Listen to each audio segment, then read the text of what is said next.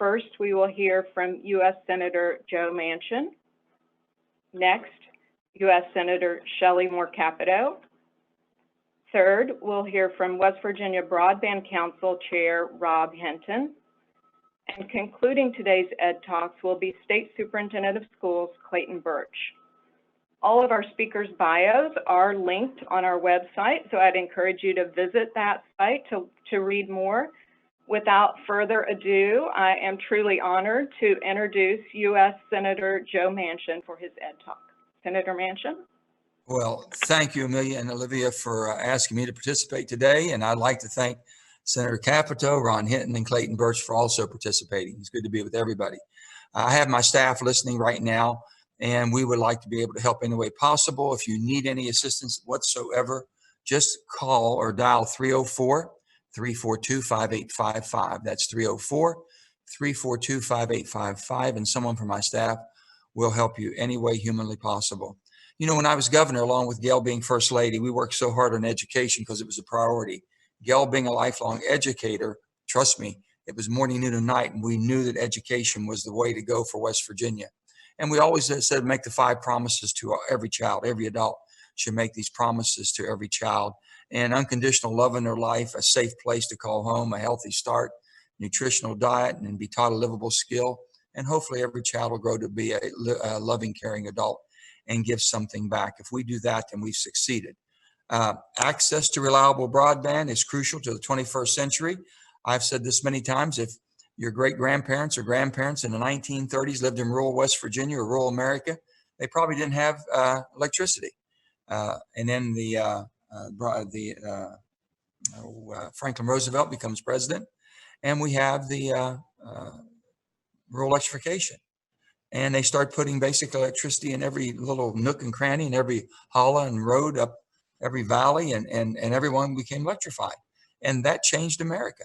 Well, I'm telling you, today in the 21st century, we still don't have connectivity throughout every nook and cranny, every hollow, every valley, every river, or every home does not have that connectivity. For us to succeed, it has to be the same undertaking as we did in the 1930s, and we can be successful. We've got the template right now, which is basically the co-ops. Co-ops were used back in the 1930s. Co-ops are still in place. One of the most successful co-ops we have right now is over in Hardy County, which is Hardy Connect. They do a tremendous job. If you're looking back at what we've been able to do, working with my colleagues, Senator Capito, and all of our colleagues, especially her and I have been so honored to be on appropriations together. There's only one other state that has both members on appropriation, which I think is a tremendous asset for our state, because we can look at the areas that we know that have the desires and have the need, and they'll make that their highest priority. They'll talk to Shelley, talk to me, we get together, and we both have that same ask, and things can happen, and that's what we work for. We secured $570 million appropriation package for Reconnect program, as well as the $5 million in new broadband funding from ARC for distressed counties in North and North Central Appalachia. We were also able to secure $18.7 million grant through the Reconnect program that'll improve rural broadband for more than 6,300 rural households in Harrison, Doddridge, Lewis, Barber, and Upshur counties. A $3 million grant has been provided to Hampshire County and Hardy Telecommunications to expand broadband access to an estimated 600 homes and businesses and farms in that area. Adequate access to broadband, I don't need to tell you, it's crucial to education of our West Virginia students, and enables our teachers to be able to teach. We have telehealth, and now we have teleteach. Our teachers have adapted, but when they're not connected, it makes it hard for our students to be able, during this pandemic, to get the necessary education that they need. I introduced $1.7 million in funding over the next 2 years for 14 counties, with significant federal lands through the Secure Rural Schools program. To begin the year, we introduced Connect Rural Schools Act to help close the digital disconnect for rural students. This bipartisan legislation ensures that broadband technologies are accessible for funding from the existing Secure Rural Schools. It's an important step towards eliminating the homework gap, and we know that's critical, and guaranteeing every student access to the internet when they leave school. So many of them have to drive back and park in front with their parents in order to do their homework.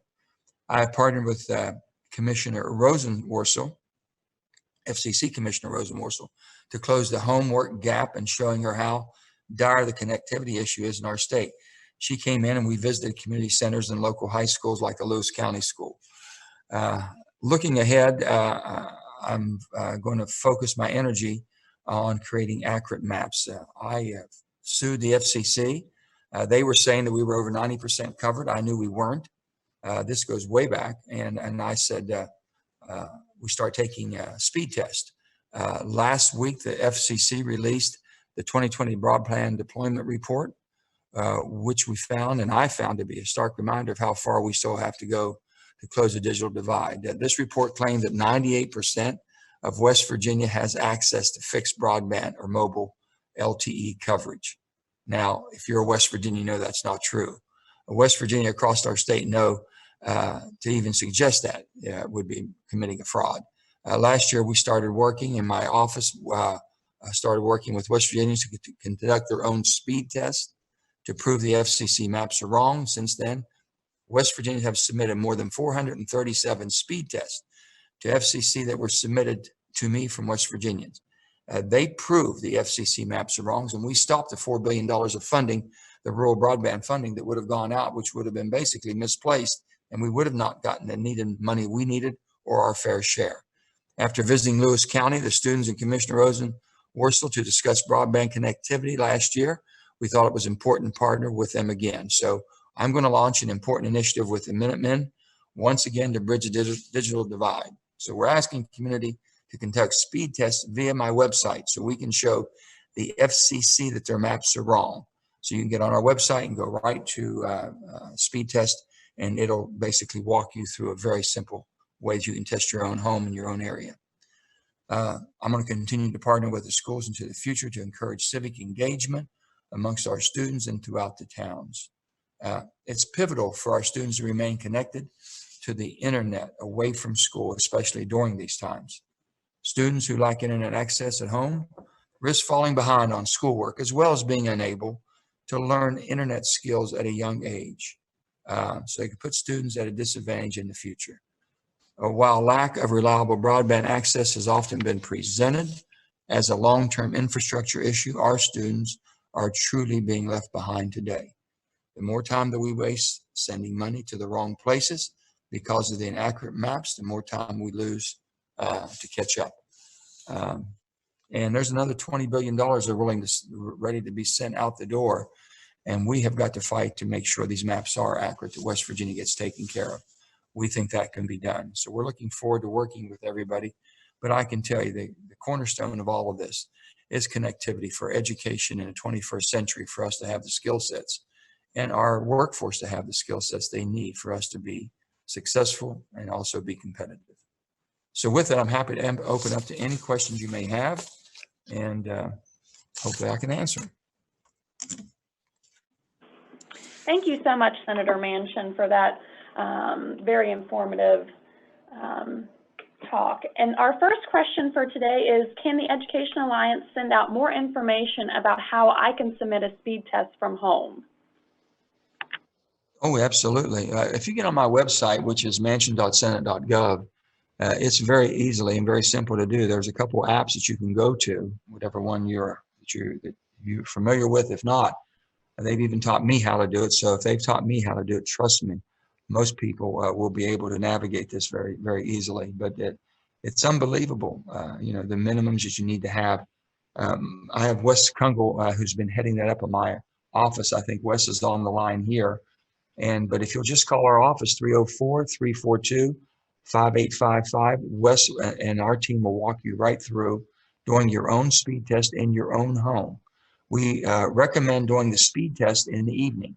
But now with everybody being home, you can do them almost any time of the day because everybody's been sheltered in. But in the evenings when people were at school or working, there was more demand put on it, and its speed tests were more accurate from 5:30 to 7:30 than any other time. But right now, I would assume that any time would be fine to get an accurate speed test. Wonderful. Thank you so much. Our second question is from a Raleigh County teacher, and she asked, are there any plans to create a co-op in southern West Virginia? Well, co-ops, you know, the co-ops need to be. We know that's been a tremendous template that basically helped our country back in a generation or a decade ago become electrified. And you're not going to force every large carrier to go up every little nook and cranny and hook somebody up, because it's not profitable for them. Their cost is more than what the return is. They just won't do it. But co-ops can bundle and do what they're doing.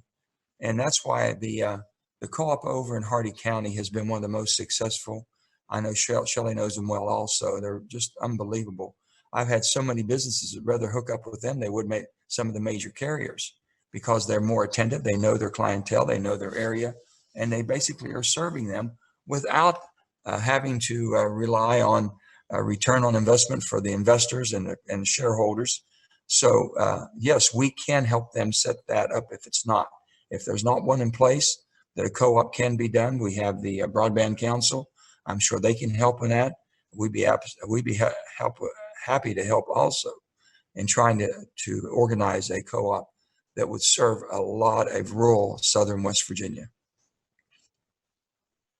Great, thank you so much. And our last question for Senator Manchin is, what is the most important thing communities can do to help move this issue forward? I think basically communicating with all of us in the public offices, from the governor's office to the senator's office, mine and Shelley's, to the congressional office, to your state senators, to everybody that you know that has a public office, that is so horrible that you do not have connectivity, you do not have any type of speed whatsoever, you can't do the basic functions that other people take for granted. Let me give you an example. During this pandemic, people were told to stay in, and the elderly and the most vulnerable with underlying health conditions should not travel. Well, how are they going to get their health care? Everyone says, well, we'll do telehealth. Telehealth is fine if you have connectivity. If you don't have connectivity, how do you get your health care? The doctors were not getting reimbursed for phone. We were doing audio health, if you will, because they weren't able to connect. The people that they served didn't have connectivity, and they couldn't do telehealth with them. So they had to do it over the telephone. Well, the doctors were taking the same amount of time as doing telehealth, but weren't getting reimbursed. So we were able to fight and get that changed within the last 2 to 3 weeks, to where they're getting paid the same now for audio health as you would for telehealth. But telehealth, I think, is so much more helpful and safer for the patient, that can basically see a visual with just hearing, more so than just hearing an audio.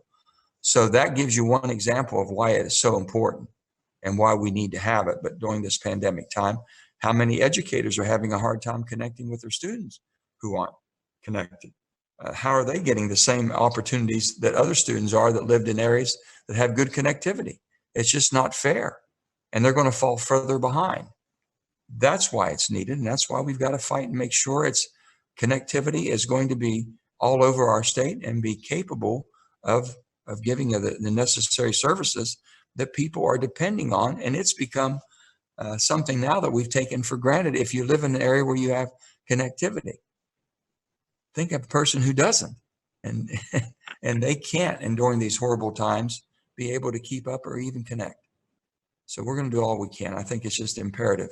If you want to succeed in the 21st century, if you want West Virginia to be able to compete and be able to attract and keep our young and grow our own economy, we better put this as the highest priority we have right now, or we will be left behind.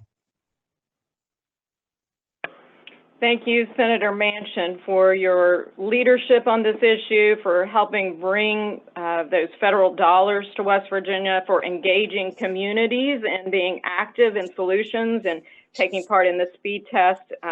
We can tell you the many questions that we've received here. There is a lot of interest in continuing this conversation. So again, we'd like to just thank you for being part of the EDTalk today. And we look forward to working with you to move this issue forward. Okay, well, we'll make sure that I'll have Wes get a hold of you all and make sure that the speed test and the different variations and how we can assist and help you, because that helps us immensely, and it gives Shelley and I a little bit of firepower to go to the FCC and Chairman Pai. Absolutely. We're happy to help. Thank you you. so much. Uh-huh.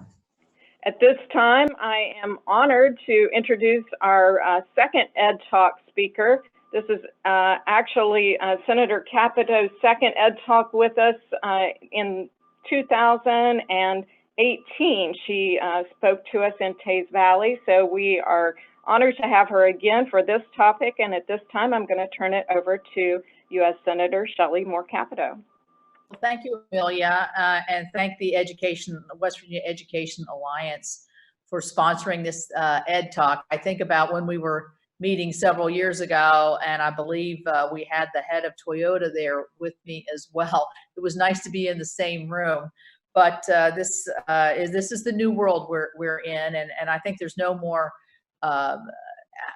appropriate topic than to talk about broadband and expanding equity and access to learning. I'm happy to be on certainly with my counterpart, Senator Manchin, and Dr. Burch and Rob Hinton. Rob and I have had many conversations about how do we deploy broadband in all aspects across West Virginia. And I think he and the Broadband Council have really, I think, made tremendous headways over the last several years. And I know that Clayton Burch has had his challenges, certainly with the new COVID world that we're living in now, and how do you deliver education. I want to be cognizant that I don't repeat a lot of what Senator Manchin has said. We have a lot of the same perspectives. One of the things that I think, obviously, when you think of broadband accessibility, you think about it of ways of growing our economy, small businesses, keeping our communities healthy, and telehealth. But, to talk about the opportunities for our students to gain knowledge and the skills they need to compete in the workforce and build successful careers. I was just on a Zoom call just a minute ago, and one of the people who was on the call said that their son was going to be taking his AP course or his AP test virtually at his home. And I wondered, how they were going to work out, because those are tough tests and takes a lot of concentration. So that just is sort of a demonstration of what we're facing over the last several months. It's certainly, the technology is taking us much beyond what I would have imagined as the mother of 3 children coming through the schools in the 80s and 90s. I do think that when I visit classrooms and see the technology it's available, not just for a child at a computer, but the smart boards and everything that the teachers can use as tools, it's just fascinating to me to see where we can take this and how far it can go. As we look back in West Virginia, I think, I'm a total optimist. Everything's, my glass is always half full, but I see where we had some very critical missed opportunities in our state, particularly in the stimulus package, where we were the state, I think, that received the greatest amount of dollars. And unfortunately, that did not achieve the desired result, which is building a backbone through West Virginia. And that is a great disappointment to me. And that's why I want to be the steward of the federal dollars here for now and into the future, where we know that when we appropriate $100 million through a Reconnect program for USDA, that it's actually getting into the desired communities and that people can connect to it. If we're going to devote our federal resources to building out a network, we've got to have full access across the board to be able to let communities and providers be able to access that to provide that service. And we didn't do that under the stimulus plan, to my disappointment. So, but looking ahead, we're going to have a hearing. I'm also on appropriations, where we do a lot of appropriating through EDA, through USDA. We work with the FCC for dollars to coming into not just rural areas, but also into the country in general. We're working on 5G through our Commerce Department, our Commerce Committee. I'm on the Commerce Committee. There are many hearings where we're talking about equity of broadband service from urban and rural states. The service is, if service in New York City is fully equated to service in Ronceverte, and we should be comparing apples to apples and not saying, well, you know, of course New York City is going to get bigger, broader, better because of where they are and who can pay for it, when in reality we're disadvantaging and creating that digital divide. We're having a hearing in Commerce tomorrow on the COVID issue and where broadband has been highlighted as lacking in some areas, but also just an incredible tool. You know, a lot of people are teleworking, but I've talked to people on the phone who couldn't telework because they didn't have the bandwidth. We're distance learning, and we're keeping our social distances, and we're doing our telehealth. This is sort of our new normal. So as we look at what did we do and what can we learn from the distance learning that we put into effect in the CARES Act, we put in $13 million for our elementary and secondary schools to help them with their emergency relief.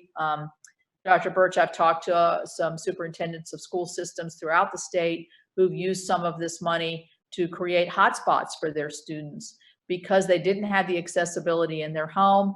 You can't go to the public library anymore. You can't go to the McDonald's and sit in McDonald's or wherever. So creating hotspots so that students could have that deliverable education close to their home or in their home. And then the governor received also $3 billion in an emergency education relief package. The FCC has been very supportive of this.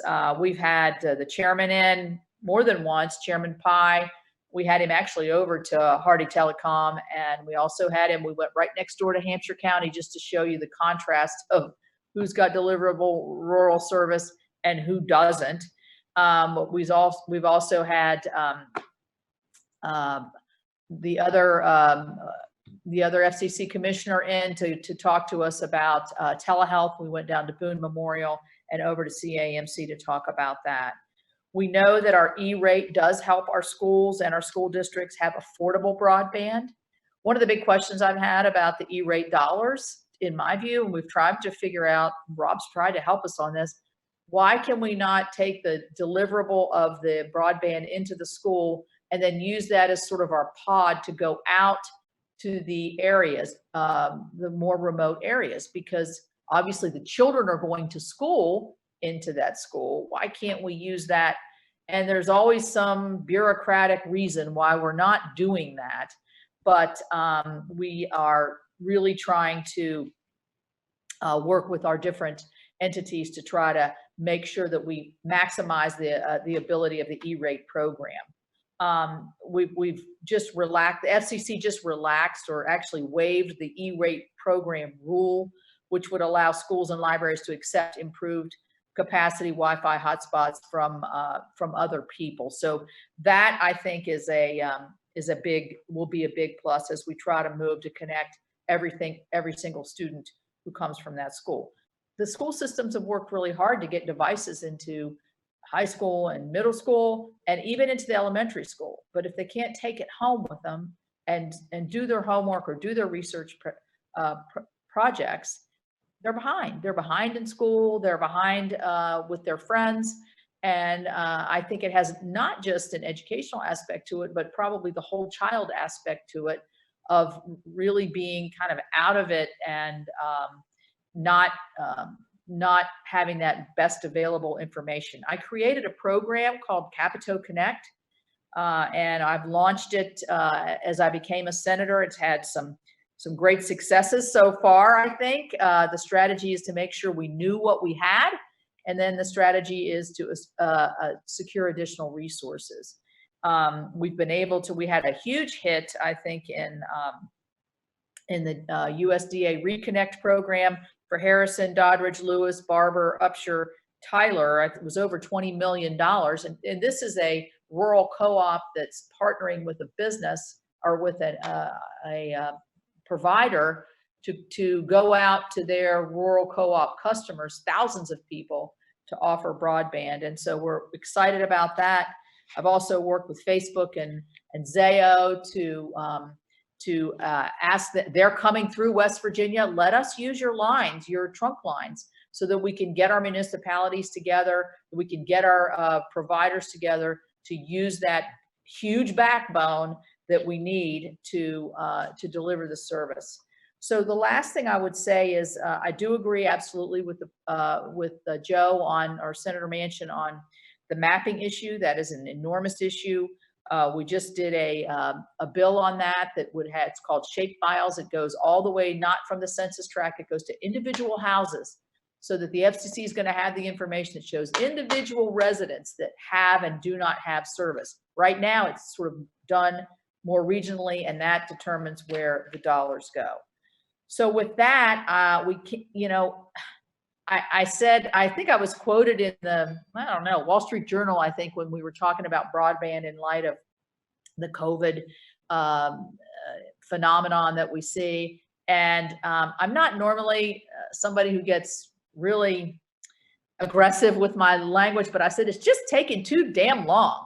And that's what I feel about when we talk about educating our children, making sure they have every tool available to them in their home. So I thank you for letting me participate in this Ed Talk, and I'm happy to try to answer any questions. And I look forward to working with each and every one of you and my counterparts on the call to make West Virginia connected, modernized, highest ability of technology to bring that education to every single child in our state. Thank you, Senator Capito, for touching on so many important layers in this issue of broadband. Our first question today asks, are there any upcoming initiatives that will address the cost factor that prevents families from actually having broadband access in their homes? Well, there are certain programs, like I know, like AT&T and others providers do provide a low or reduced availability of broadband, and some of this is subsidized by the federal government, and so that can deliver some of the broadband service to those in the lower income or mid income.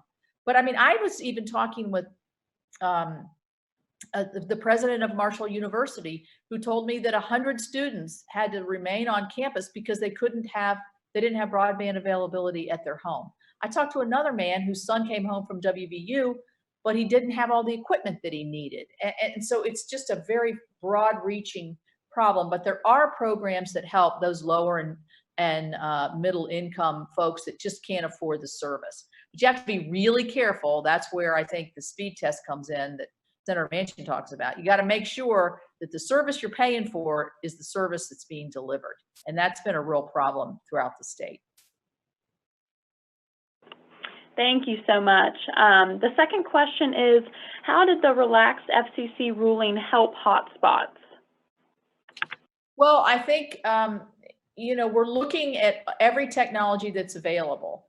And so with our terrain, we have some particular challenges, which we know. So I think the FCC ruling allows for the E-rate hotspot availability for education purposes. And I think I think you see our superintendents throughout the school systems taking advantage of that. Great, thank you so much. And our last question for Senator Capito is, what are you doing to ensure Frontier offers quality internet service amidst its bankruptcy troubles? Well, for those of you on the line, I've had my issues with Frontier. I've been pretty public with that, and certainly have had them into my office more than a few times on several issues. I am concerned, as they're in bankruptcy, that we maintain that they maintain the service and the service at the levels of which they're charging. And we've had this conversation, and I've been assured that they are going to do it. But I tell you one thing, if you want to call my office and have us, if you're having trouble with Frontier, we've done a lot of casework on this. And I have my Charleston office is 304-347-5372. That's one way that we are holding Frontier accountable, not only at the higher level, but also at the ground level with service, individual service and a casework kind of scenario. So I keep pushing them and hoping that the promises that have been made would be kept. So I am concerned about that, but if it starts to fall off, you need to contact any one of us to make sure that we hold their feet to the fire. Thank you, Senator Capito. We truly appreciate your advocacy on behalf of all West Virginians on this really critical issue. We appreciate your work with the FCC and also your leadership in terms of the Capito Connects initiative. We look forward to seeing great things as that continues to move forward. So thank you again for joining us. Thank you. At this time, we're pleased to transition to our third Ed Talk. We'll be hearing from West Virginia Broadband Council Chair Rob Hinton.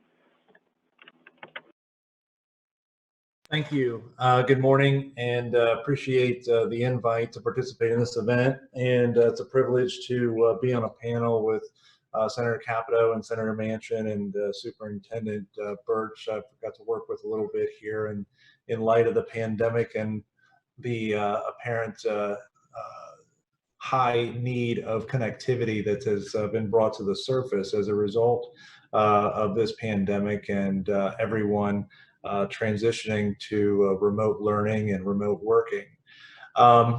Again, just like Senator Capito mentioned, I don't want to replicate the comments and try to fill in some of the gaps that may have presented themselves. One of the things I think it would be important to discuss here with the Education Alliance and educators on the line is kind of a quick overview of how all of these things work together. How does a Facebook and Zayo investment work and improve the opportunity of funding that Senator Capito and Senator Manchin are working so hard at the federal level to make available for West Virginia.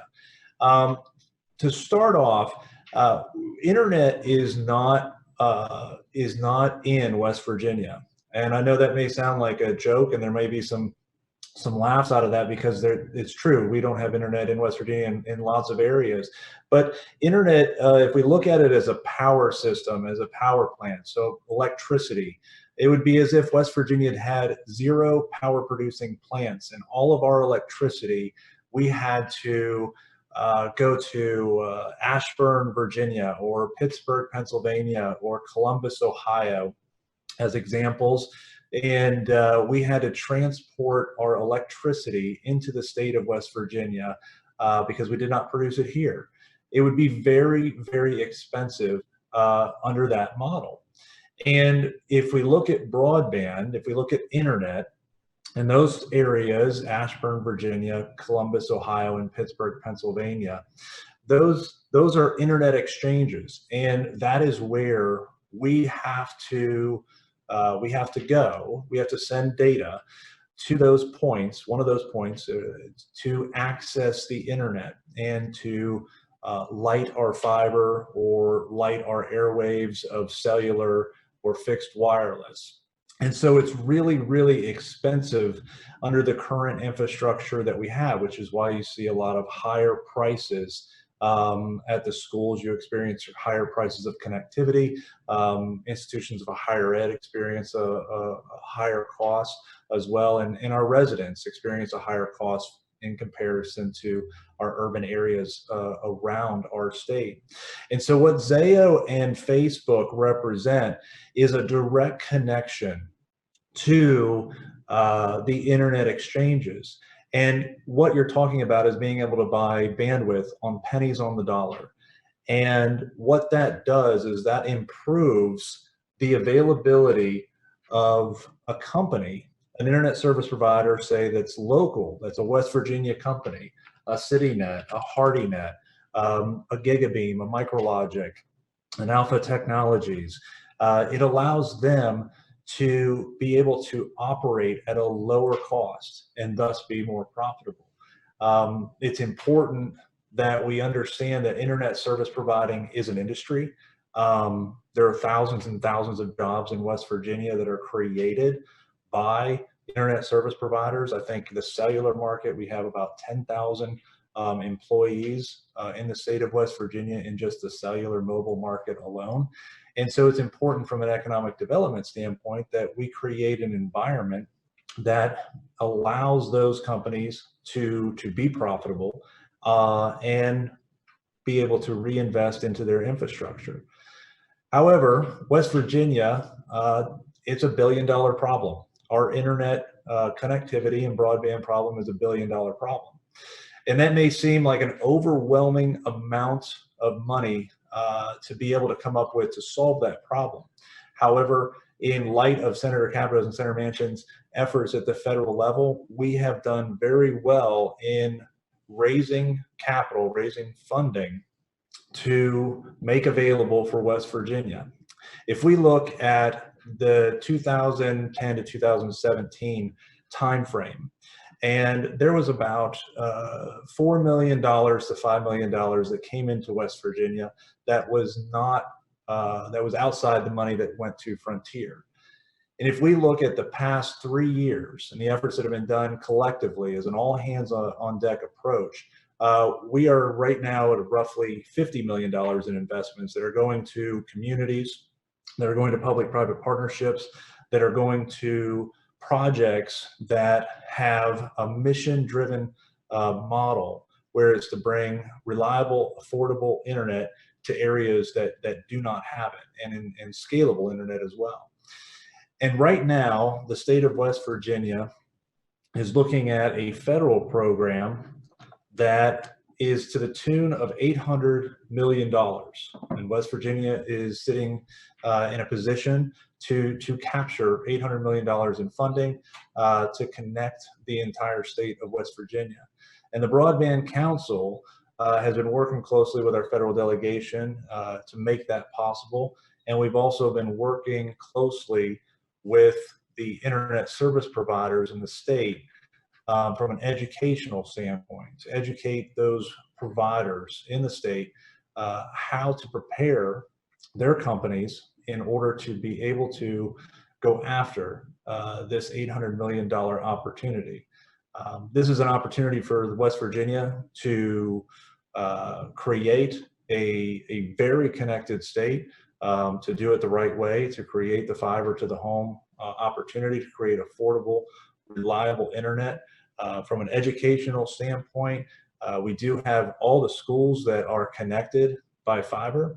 However, it's something that I think everyone on the line understands, is that you can have fiber connected schools, but if the students are not connected, it limits what we are able to do, not only from an educational standpoint, interactivity, as well as just monitoring and staying in touch with those students as well. So we're looking forward to this year as far as what the opportunities present themselves in West Virginia. We're looking forward to creating those opportunities for internet service providers, and then also we're looking forward to having a very, very connected state of West Virginia through that. And I appreciate the time today, and I will open it up to any questions anyone has. Great. Thank you so much, Mr. Hinton, for your insight on this issue and helping to connect it from the federal level down to our state. Our first question for you is, many of our districts don't have cell phone coverage. How can we get more towers in rural areas? That's a good question. And the biggest problem with cellular service, one is that our terrain is not so conducive for cellular service. And so it takes more towers and more radios, and that is an increased cost. And so what we end up running into is not an opportunity, but an issue where companies will not receive a return on investment and thus have trouble making an investment into areas that are underserved from a mobile standpoint, and that's due to the lower population. There is programs at the federal level from a mobility standpoint. I think the mobility fund that has the opportunity to mitigate some of the costs in these areas. There have been some public-private partnerships that will build a tower, make it available to the cellular provider. These programs help mitigate the cost for the cellular provider. But the fact of the matter is it's a business case, and there needs to be more funding in order to mitigate their capital risk. Great, thank you. And our last question for Mr. Hinton. You mentioned that there are $800 million worth of federal programs available. How quickly can the public expect to see results from these funds? So the program is slated to go to a reverse auction process this fall in October. And that would probably result in infrastructure beginning to be built in 2021, middle of 2021. And that program has a 6-year window. Recipients of those funds will need to complete their build out and connect all of the locations that they were obligated to connect within a 6-year window. So if our efforts from a strategy standpoint are successful in preparing the ISPs to go after the funding, making sure that we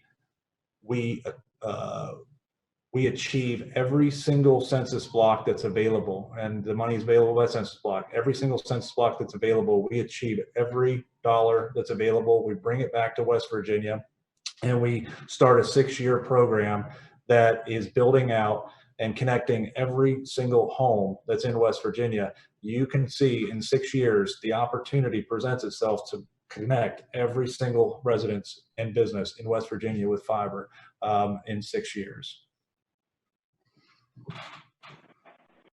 Thank you, Mr. Hinton, for that exciting look at some of the resources that are on their way to West Virginia, and a picture of how that is going to really transform the learning opportunities for West Virginia students. We also appreciate your leadership with the council as you've worked with our state political leaders, and also the providers that you mentioned to increase affordable and reliable broadband access. So we thank you so much for sharing your perspective with us today.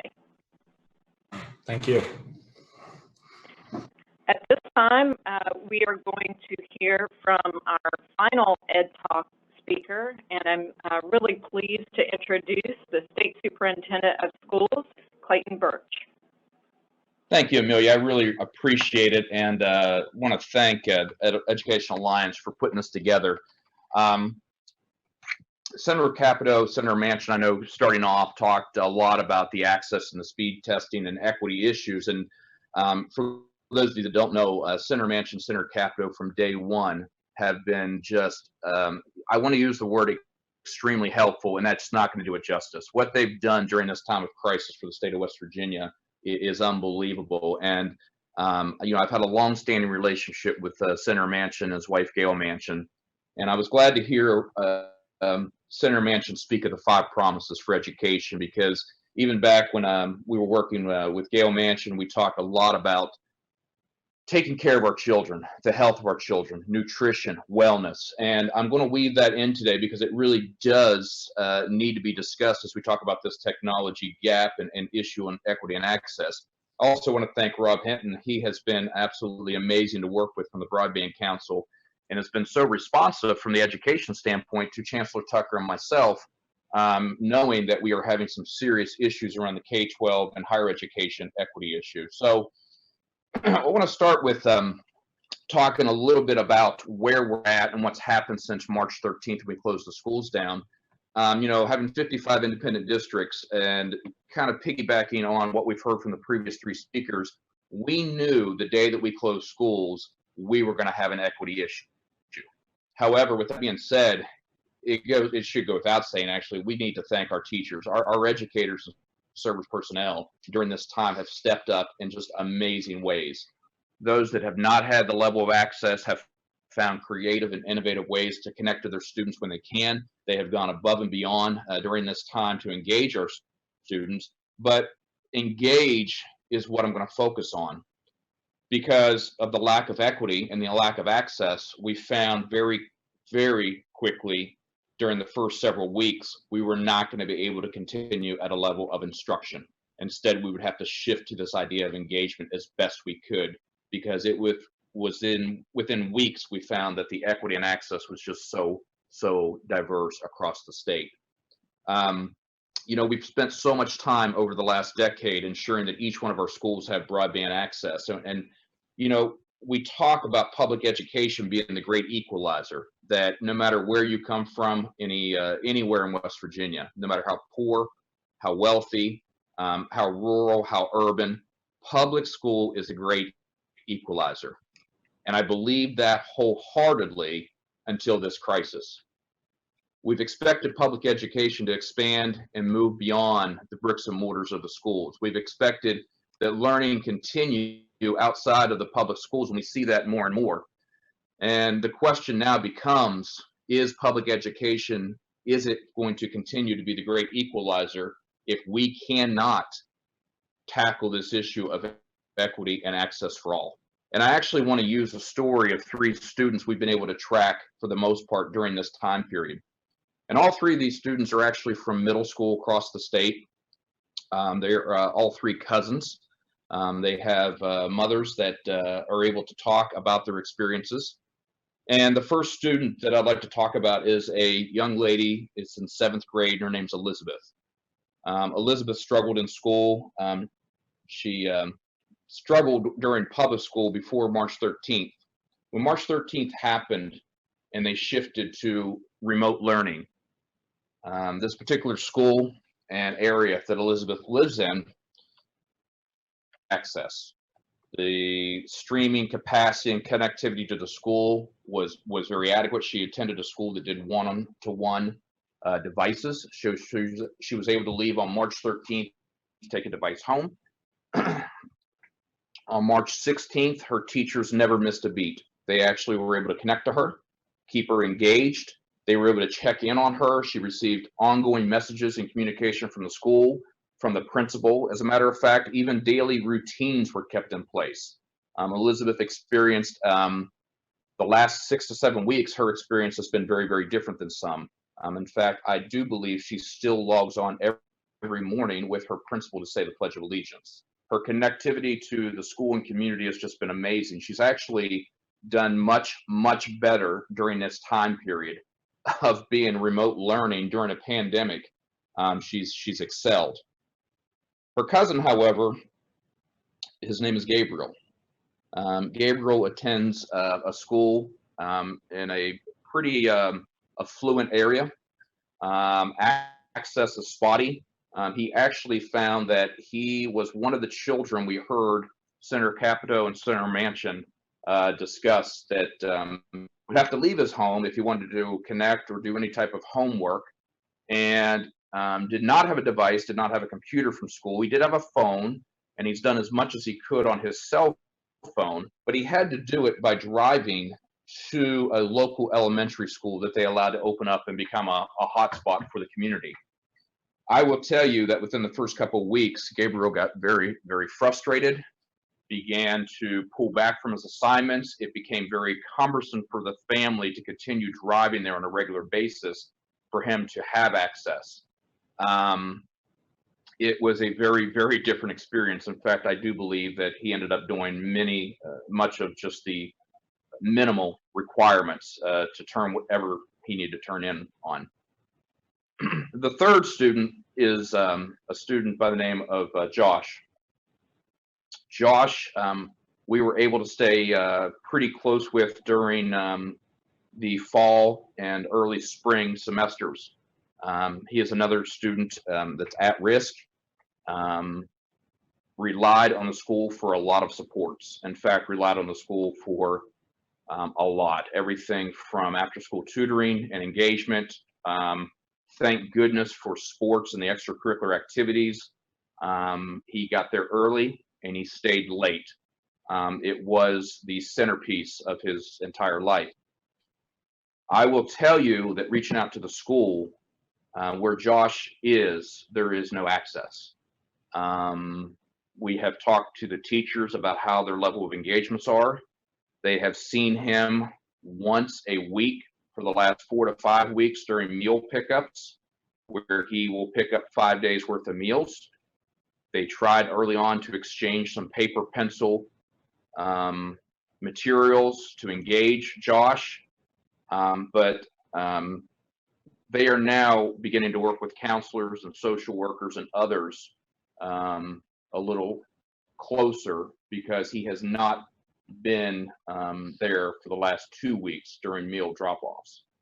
The reason that becomes very important, and these 3 at-risk students that we know we're talked to during the fall through other initiatives, these are 3 very, very different experiences during the pandemic. And because of the lack of access of equity, devices, affordability, quality, everybody from March 13th since this started has heard me continually talk about one caring adult being able to reach out and keep these children engaged. And I'll go back to the way I started. If public education is supposed to be the great equalizer, if we do not solve this issue of equity and access, then I don't know how we can continue to say that when we expect education to take place outside of the traditional bricks and mortar. So I worry about these students. I am thrilled to death for Elizabeth, who has excelled during this time period. I understand Gabriel's frustrations of access, and he wants to.